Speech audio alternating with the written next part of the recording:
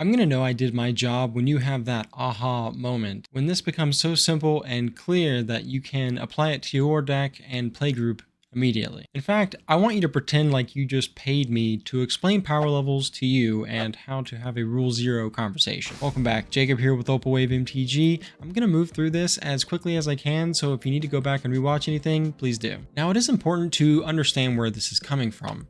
Over the years, I have evaluated thousands of decks while I was working with Play EDH as lead mentor, and I've also applied to be a reviewer for the CEDH decklist database, where I ended up blowing the admins away with my knowledge of the format. On top of that, I have watched hours of content about power levels, and of course I have this YouTube channel where I've been brewing decks across the power level spectrum. So we have the traditional power level scale here, 1 through 10, and right off the bat, we have an issue.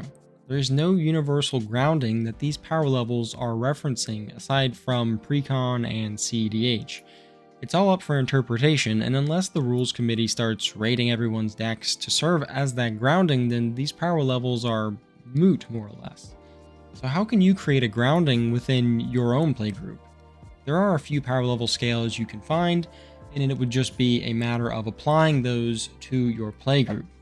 Let's say you want to make a power level scale to match your needs. And just to be clear, there is no prescriptive or absolute power level scale in EDH. I have subjective goals that I want from my play experience, so I can create an objective power level system with respect to those goals. After all, power levels are only as good as their utility in having a Rule Zero conversation. Now I have a question. Can a 6 and a 6.5 play together? Do you think we could add 2 5s to that table?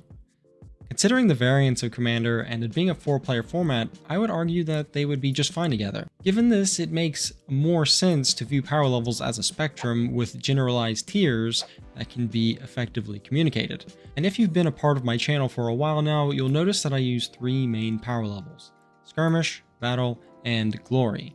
These 3 power levels serve as my objective grounding when building decks for the channel and for Rule Zero discussion on my Discord. If I had to visualize this power spectrum, it would look like this.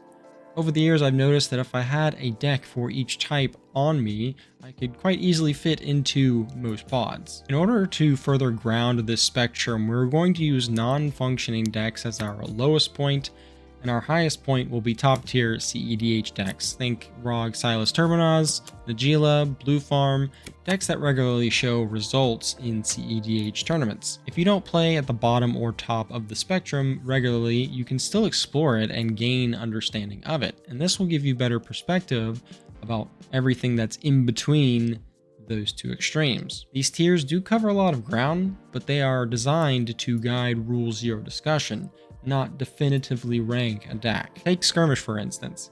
Decks in this tier have light synergy and a coherent game plan, but will generally lack combos, stacks, and mass land destruction. They will not emphasize card quality and generally be themed, prioritizing the experience of the pod more than winning. And now that we have a general idea of what one can expect from this tier, I can set reasonable expectations when describing my deck. Maybe I'm in the Skirmish tier, but I have a 3-card combo, or I run some fast mana, putting me near the top of the tier, but the main contents of the deck are aligned to the base expectations. In the Battle tier, decks start to include combos, stacks, mass land destruction. These decks have a higher emphasis on card quality and use staples to support big, flashy plays. And this is generally what people are referring to when they say their decks are 7. Finally, we have Glory. Decks in this tier are built with the CEDH mentality: high card quality, efficient combos, and tools needed to deal with other CEDH decks, whether it be removal or stacks. Again, if using this spectrum, you can communicate that your deck is on the lower end of Glory tier, or you are experimenting with new commander options. And of course, the high end of Battle tier could play games with the low end of Glory. So this would be my method of creating a grounded power level system, doing it as a spectrum, and then sectioning it off in accordance with your playgroup. I hope you're enjoying the video so far. If you are, be sure to leave a like and leave your opinion in the comments. The Rule Zero conversation. So let's say you don't have this grounding established and you just moved to a new area and need to engage in Rule Zero conversation. The main thing you want to do is communicate your deck's power level with relatable terms that leave little room for interpretation. Things like Wincon Efficiency, whether or not you have a 2-card combo, maybe a 3-card combo, is it a combo with your commander, no combo in your deck, maybe you're building up a board and then overrunning players with Craterhoof Behemoth. The next thing you can talk about is what your deck does, maybe the strategy, it's an aggro deck, how much setup does it need in order to actually start doing things. You can talk about notable cards, maybe some powerful stacks pieces or actual win cons in the deck. And then finally the critical turn count. And this would be the turn that you expect your deck to go off or start making impactful plays. Sheldon uses a what turn does your deck win approach that a lot of people gravitate to.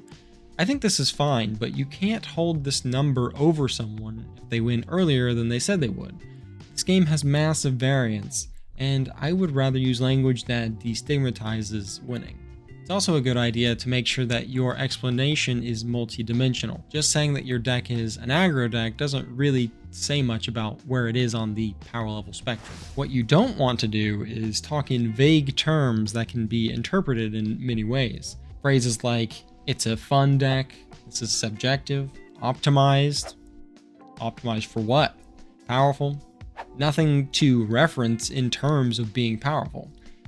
These don't add any substance to your deck description. Another thing we can do is prepare a description of your deck, and that way you aren't scrambling when at the table.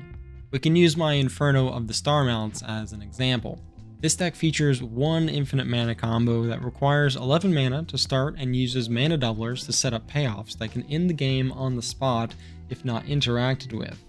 The deck has Blood Moon effects, and the critical turns are 5 through 7. Thanks for watching, guys. I'm Jacob, and this is Opalwave MTG. And if you want to see an Omnath Locus of All deck that aims to abuse mana shenanigans and cast as many ultimatums as possible, then check out this deck here.